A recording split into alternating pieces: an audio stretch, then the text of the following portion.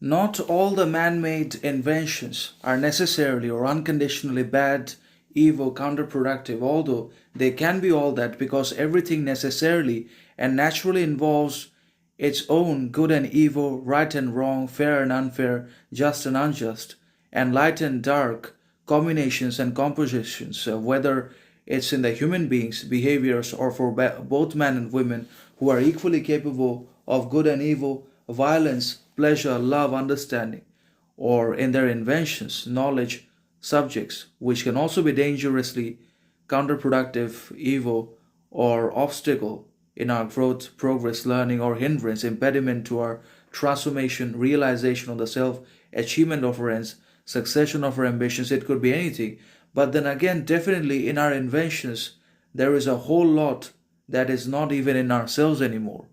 In our inventions, there is what we lack and what we have not learned in ourselves anymore, and that is moving forward, transforming, regularly showing up, and being able to start the engine in ourselves for obviously consistent and constant growth, progress, learning, even if it's slow, even if it's little, but still that counts, that matters because it's the ability to constantly learn, the learning, knowledge,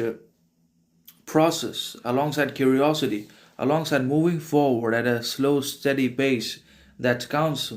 much more than achievement and succession of goals or basically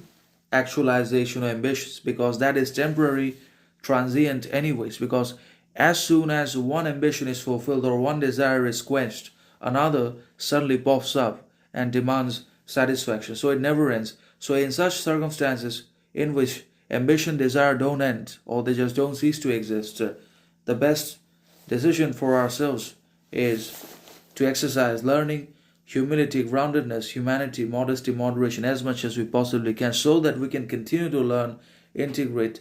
evolve, and ultimately transform ourselves into something else entirely in one way or another. In our innovations, we can learn a lot in one way or another, such as the computer. The computer is virtual reality, which tells us to constantly recalibrate or adapt or change ourselves in accordance with our own changing biology and socio-economic needs, not because it's bad or evil or counterproductive, but because it sometimes get necessary or imperative for our success, ambition, and also for our psychological health, mental well-being, emotional resilience. But when we avoid change, when we resist life, then we fall into depression, despair, self-doubt, frustration, despair, sadness, and so on and so forth.